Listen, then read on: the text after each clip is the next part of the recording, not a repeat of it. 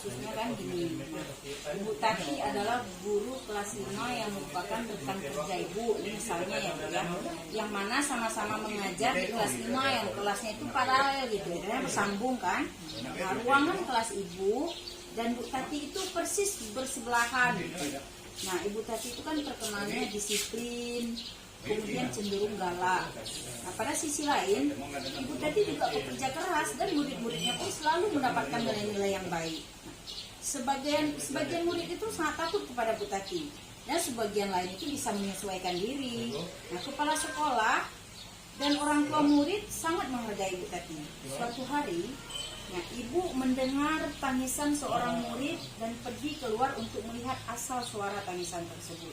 Nah, kemudian ibu melihat seorang murid perempuan sedang berlutut di atas bebatuan sekolah yang sangat panas pada hari itu, menghadap ke kelas Ibu Tati. Nah, ibu melihat Ibu Tati tampak tidak menghiraukan suara tangisan muridnya dan tetap mengajar seperti biasa.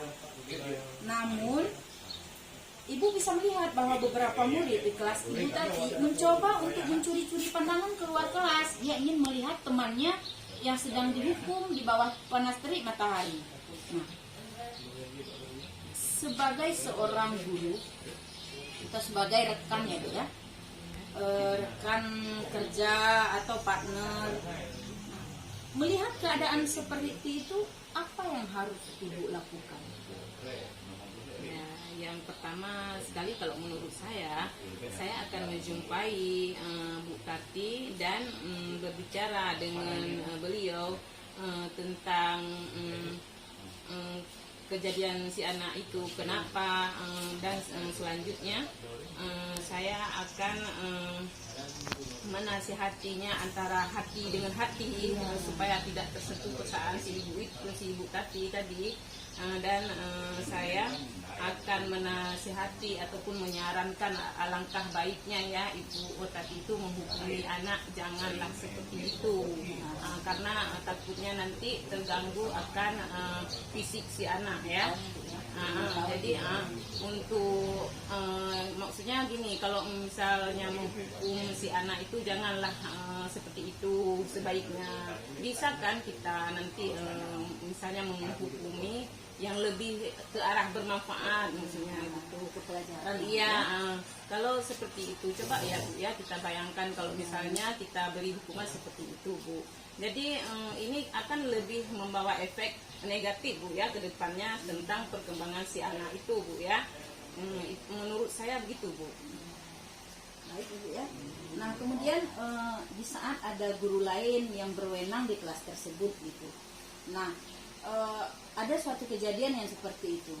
Kira-kira apakah Ibu berhak untuk masuk gitu atau memberi saran atau gimana, itu berhak kira-kira Bu? Ya, kalau emang sudah merasa menyimpang Bu ya, ya saya rasa ada Bu haknya. Iya boleh kita untuk mendekati, tapi inilah Bu ya, secara kita itu antara menjaga hati ke hati Bu ya, itu yang pertama sekali.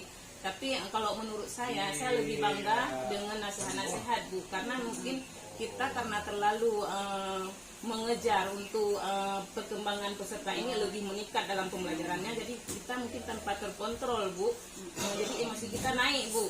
Jadi dengan adanya saran-saran dari kawan yang bahwa untuk menasihati kita, karena di saat kita sedang maksudnya emosi kita tidak terkontrol, jadi ada yang menasihati kita, mungkin kita lebih berterima kasih Bu ya sama kawan-kawan kita ya Bu. Oke, mungkin hal apa yang bisa Ibu lakukan gitu? Yang pertama sekali kalau menurut saya tetap menjumpai yang bersangkutan ataupun yang berwenang. Mengapa Ibu perlu melakukan itu dan bagaimana? Yang pertama sekali ya dengan melihat kondisi di mana siswa hati yang terpanggil, maksudnya ya, antara hati kita yang terpanggil melihat kondisi si anak yang demikian, maksudnya kan kita biar untuk perkembangan peserta itu jangan sampailah trauma gitu dengan kejadian-kejadian demikian. Maksudnya kan kita gini, kalaupun menghukum siswa, janganlah yang membuat shock ataupun trauma terhadap siswa tersebut. Karena menghukum itu banyak pilihannya ya, Iya, Bu, iya, iya. banyak pilihan cara. Ada kan hukuman yang untuk Membangun ya? membangun ataupun yang dapat memberikan motivasi lah Iya. untuk peserta didik kita. Baik Ibu, terima kasih. Saya rasa jawabannya yang tepat ya Bu ya. Ya, Terima kasih Bu Sama-sama, atas tanggapannya. Ya, sama-sama Bu.